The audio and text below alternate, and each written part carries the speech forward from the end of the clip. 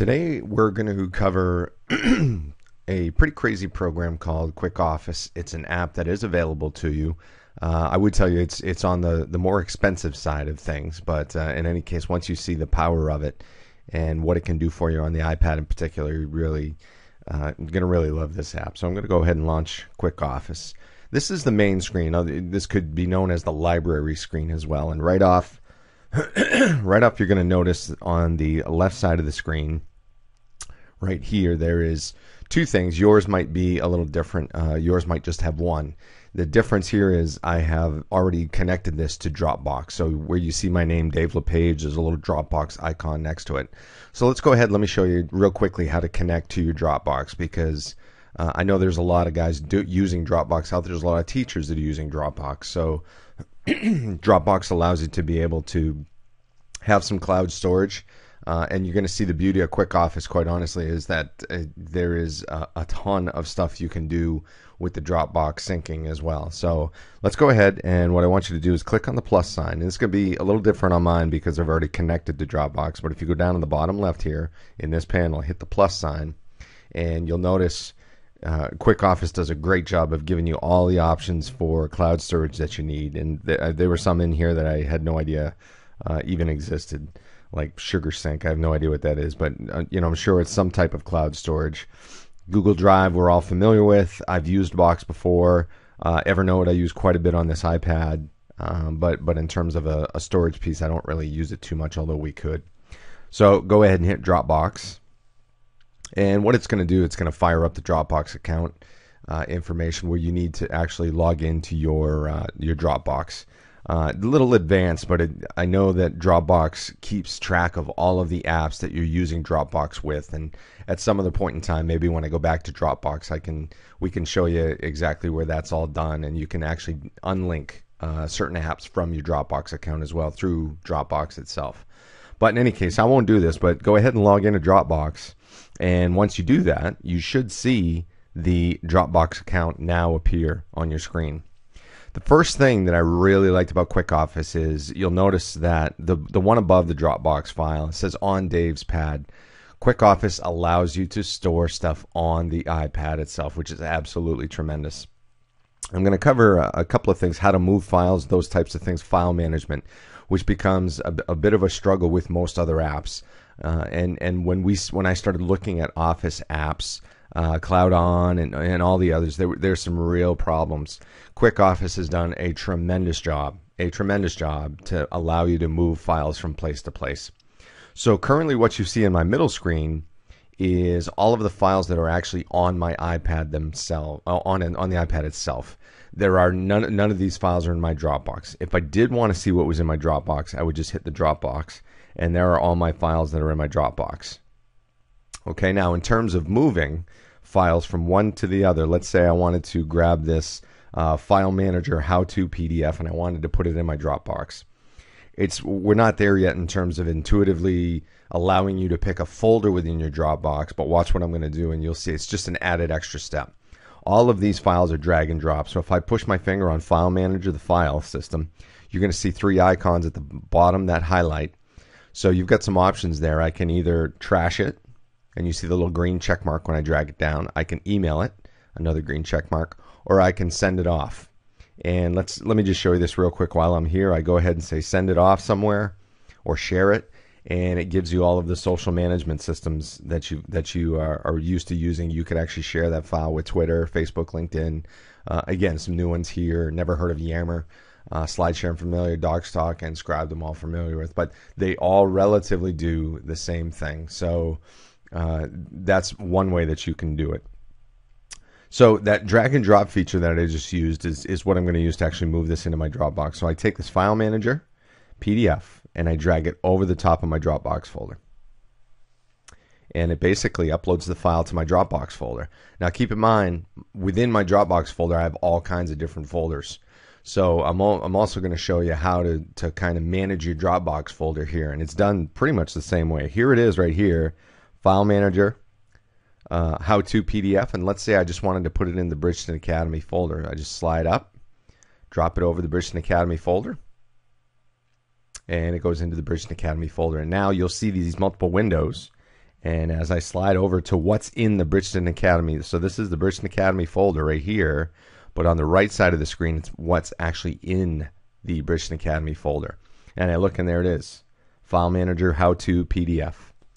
So you could actually take your whole entire Dropbox function within QuickOffice Pro here, and you can actually organize your Dropbox as it sits right here. Pretty powerful stuff. Couple of other things, you can edit the Dropbox connection. If I go back to the storage on the iPad itself, I have this inbox, which is basically going to hold all of my personal files that I've pulled in from a Dropbox. So conversely, I can take something from Dropbox. Let me take this, here's a good one. I'll take this 21st Century Teaching 2 PDF, and I'll drag that into my iPad. So it's going to download the file. Give it a quick second. I probably picked the wrong, it's a good sized file. So it takes a few moments. You kind of catch a glimpse of some of my Dropbox goings on in the bottom right corner over there. 21st Century Teaching PDF file right up here. I can go ahead and trash it if I'd like, or email it, but what I want to show you too as well is notice that I'm still on the iPad storage system. Let's say I want to make a folder within the iPad storage system. I go ahead and I click the folder and I type in new folder. It's got new folder. So I'll go ahead and I'll type in multimedia, and I make sure you push on the done key. So it gives me a multimedia folder. Now I can go ahead and take that 21st Century file and pull that right into the multimedia folder. So now when I click on multimedia, my 21st Century Teaching 2 PDF is in there. And I can go ahead and open PDFs in here too as well. But I would tell you that if you're working with PDFs, once again, the best thing probably to work with PDFs is your iAnnotate, because it allows you a lot more functionality than this may on a PDF format. Perfect. So I've showed you a little bit of the file structure. I showed you how to organize your Dropbox. To really push this through with teachers, I would think teachers would want to set up a shared folder where students could go in and get whatever files they need.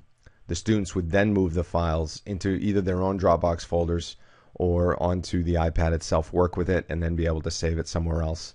While I'm here in this screen, there's a couple of things I can show you. There's a settings, file transfers. I'll show you what this all means in a quick second. You've got a help screen up in the top right as well. Down below, I talked about most of the tools down here with the folder.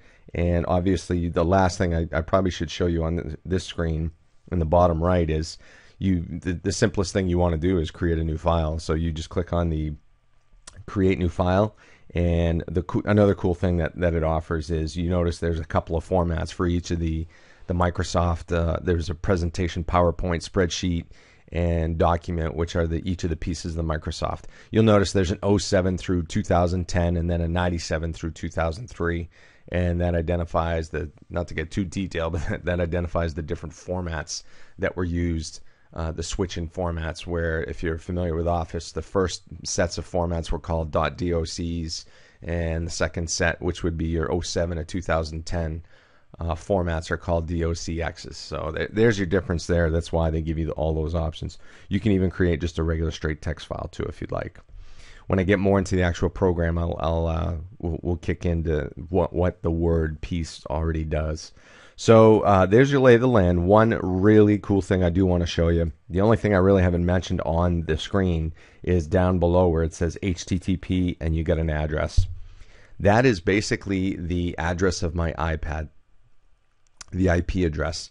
So what I want to do is, let me open up a browser. Let me kind of shrink this so we get the right size here for you so you can see it. So here's a browser. Let's type this in. Let's see what happens here. HTTP : I look at my iPad and I see it's 192.168.0.11, and then I'm going to put in the 4242:4242. And I hit it, and this blew me away when I found this little tidbit that QuickOffice offers you. This allows you to go onto a computer. I'm on my computer now. This allows you to go onto your computer and to download or upload any files to QuickOffice. Obviously, with Dropbox being used, you may or may not use this, but I thought it was pretty cool that you can actually access your QuickOffice storage device, storage piece on your iPad from your computer. So this is fully functioning. So I go into multimedia. Let's say I want to check and see. Yep, there's my 21st century PDF. I click on it, and you'll notice over to the right, you've got the ability to download this thing, which I thought was pretty cool. This is the file structure up above, so you can go back to the files on my device. What you will notice, though, however, is you do not have access to your Dropbox account through this web interface. But that's okay, because you have access to Dropbox through the computer itself. The other piece I just want to show you on this real quickly is this upload files. So you can actually upload some files you might have from your computer onto your iPad, which is a neat feature as well. Again, this is kind of a duplication of Dropbox, but I liked the way this looked, and I like the way it works. Very simple, and giving you access from your computer to allow you into the storage pieces of the iPad. So pretty cool feature there. We'll stop there. Future videos we'll talk about the actual Word functionality and maybe some presentation stuff down the road.